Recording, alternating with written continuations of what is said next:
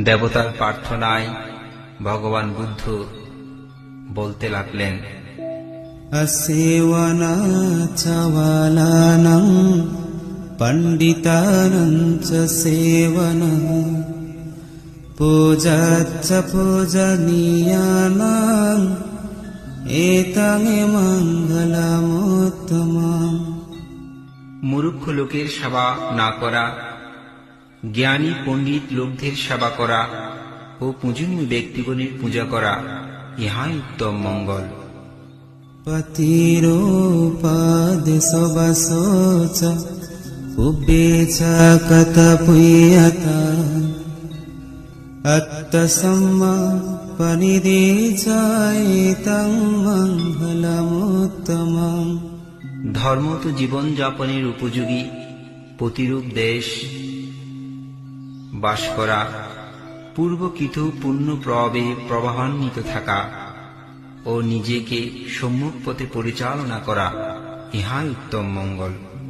बहुशतञ्च सिपञ्च विनाय च सुशिक्षितो सुभाषित च यावच एतं मङ्गलमुत्तमम्।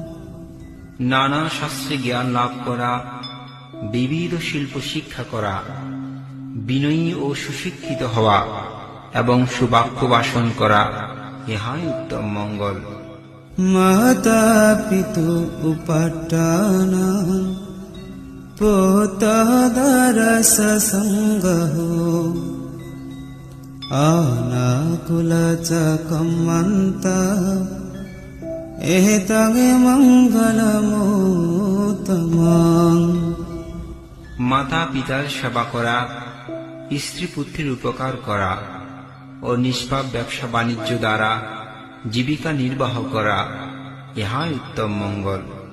दानं च धम्मचर्या च यातकानं च सङ्गहो अनावचनि कर्माणि एतं मङ्गलमुत्तमम्।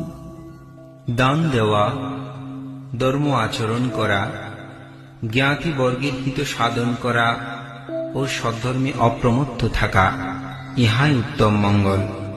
अहरति विरति पापा मज्जपान च संयमो अपोमदोषधम्मे